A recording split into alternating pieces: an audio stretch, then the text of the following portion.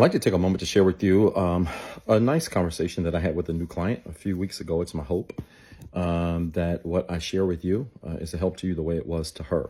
She is 34 years old. She is a nurse, a single nurse, no children, and said to me, Doc, I have invested in doing some work with you over the next couple of weeks because I am coming out of a 5-year relationship that I ended.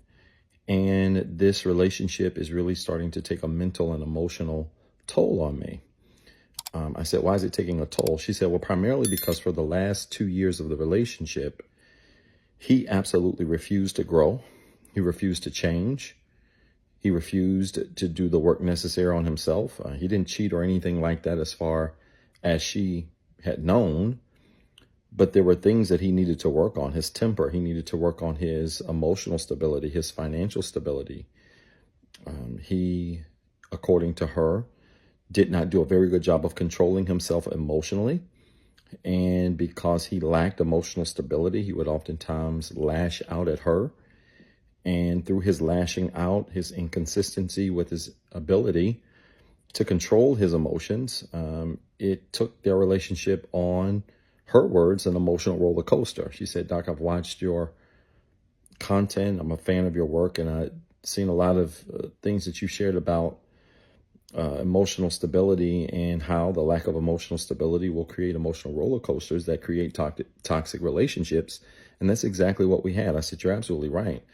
I said, but you've ended the relationship. Why is this stressing you out? She said, well, because he's been guilt tripping me for the last 6 months since we've been apart for throwing them away. He says to me almost on a daily basis, whether he's calling or texting and sending me these long novel-sized messages about how I've thrown him away. I've thrown them away. I threw away a good thing. I walked away from all of this history. And she said, Doc, because, I did love him. I've, had some days where I feel really bad about it. I have some days where I really feel like I've made the right decision and I kind of support myself moving forward.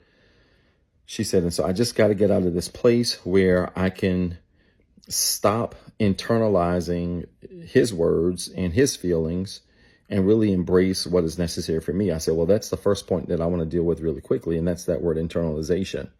Because the reality is when we are connected to people, sometimes we allow our feelings and connectedness to them to cause us to wear feelings that don't belong to us. And when we wear feelings that don't belong to us, we end up becoming as dysfunctional as the people we are connected to. And so this is a big part of this.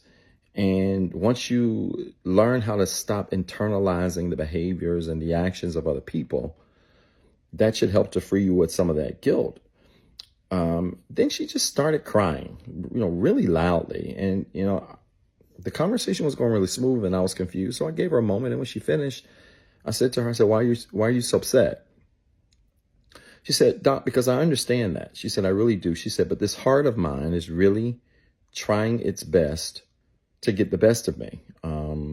I recognize that I have given him 2 years to try to make changes. He did not make those changes. I feel like that was ample time, but my heart is still tugging on me when he says these things like, you threw us away, you never really loved me, blah, blah, blah.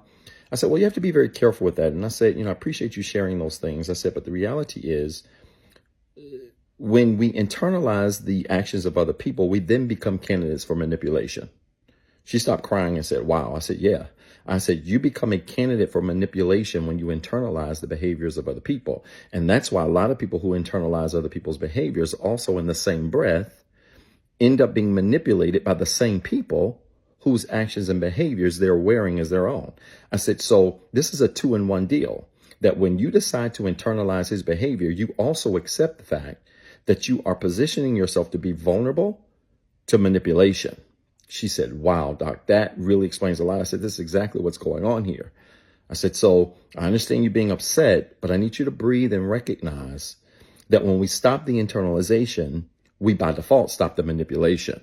She said, yikes, that makes a lot of sense. I said, I want to give you something else to think about too, that I think will be good for this guilt that you're experiencing. She's a nurse and she was at work on a lunch break. And I said, what type of mug is that on your desk? She said, oh, it's a Stanley. I said, oh, so you're a Stanley Cup fan? She said, I am. I said, my kids love those cups. I said, what size is that? She said, it's a 40. I said, is that the only cup you've ever had? She said, no. I said, what was the other cups you've had? Or how many other cups have you had? She said, this is my second one. I said, what was the size of the first one? She said, it was a 20 ounce. I said, perfect.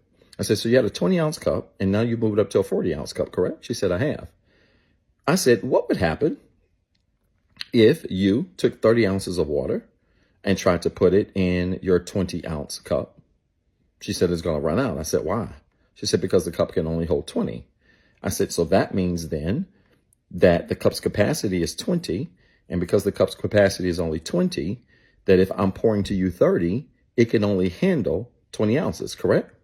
She paused as if I was trying to trick her. She said, yes, sir. I said, so you have now changed from a 20 ounce cup to a 40 ounce cup, correct? She said, yes. I said, what happens then if I take that same 30 ounces of water and try to put it in the 40 ounce cup that you have on your desk? She said, the cup's going to take it just fine. I said, why? She said, because the 40 ounce cup can take more. I said, you have graduated from a 20 ounce cup to a 40 ounce cup, correct? She said, yeah. I said, is the 30 ounces of water going to fill up the 40 ounce cup? She said, no. I said, did it fill up the 20 ounce cup? She said, yeah. I said, where is the 20 ounce cup? She said, I don't have it anymore. I said, you have a new cup, right? She said, yeah. I said, 40 ounces, correct? She said, yes, sir. I said, so you increased capacity, correct? She said, I did. I said, did the water increase? She said, no. I said, it's still 30, correct? She said, yes.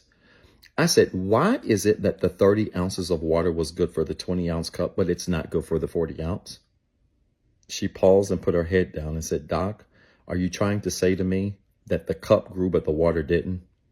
I said, that's exactly what I'm saying to you. I said, your boyfriend's the water and you're the cup. And what happens in relationships when we stop growing, when we stop growing in relationships, a person who was once good for everybody at 30 ounces, because you were at 20 ounces, when you grow to 40, will think that the same 30 ounces that filled you up at 20 is going to be sufficient for you at 40. But the reality is that 30 ounces of water needs to increase as well, or else that water will not be able to fill up your 40 ounce cup. What has occurred is over the last 2 years where you were trying to give him a chance to change, you exchanged cups. She put her head down. She started to tear up. I said, I'm not trying to hurt you. I said, you exchanged cups. And when I say that, I mean your capacity expanded. And when your capacity expanded from 20 to 40 ounces, he thought that the same 30 ounces he was giving you when you were at 20 ounces was sufficient enough now that you're at 40 ounces. I said, ma'am, capacity matters. And what we have to understand in relationships is that when the water does not grow with the cup, eventually the cup, while it might be able to hold what the water is giving, the cup's going to leave the table unsatisfied because what once satisfies you is now not enough to fill you up because you've increased capacity. She lifted her head. She was crying and started laughing at the same time and said, Doc, I got all of these sessions and I don't even know if I need any more. I said, it doesn't take long. I said, ma'am, I need you to understand this. You outgrew him and there's nothing to feel guilty about. Unfortunately, sometimes couples grow together and that's the goal. Who you are when you first meet someone and who you are as you continue to engage with them won't always necessarily be the same person. I believe two people always grow over time. But what happens is either you grow with a person or you grow apart from a person. And you outgrew him and there's absolutely nothing to feel guilty about. You're no longer the 20 ounce cup that you was. And he thought that the same 30 ounces that were good for you in years 1 through 3 would also be good for you in years 4 and 5. The difference is you're no longer at 20 ounces. Now you're at 40 ounces and this stuff that he's giving is no longer enough for you. Ma'am, capacity matters. And when we understand the power of capacity, we recognize that everybody grows and the only way a relationship will work is if our partners grow with us. She really thanked me for the session. She's doing really, really well. She's grown stronger and I'm pleased to say she's well on her way in her healing journey. I hope this story made sense. If it did, type church in the comments with 3 R's. And then remember, you've got 2 jobs. 1, be better today than what you were yesterday. And 2, don't forget what I told you. What's up, everybody? This is Dr. Zeb. Listen, I've been dying to make this announcement for a very long time now, and I'm pleased to say that Inspire Nation has officially launched. Yes, we finally got a Facebook and YouTube community group where we're going to have exclusive content, exclusive shorts, exclusive discussion prompts, where we're going to engage with other people literally around the world who are on the same healing journey that we're on. I need you to go find these pages right now on Facebook and YouTube. Inspire Nation, follow the page, join the group, introduce yourself, and be prepared to link up with literally thousands of people around the world who are on the same healing journey, who are looking for the same resources, and who want to also be surrounded with other like-minded individuals who are growing in the same direction as you are. I'm so excited about this because it's the beginning of some great things I can't talk about right now. Listen, you got two jobs. One, be better today than what you were yesterday. And two, don't forget what I told you.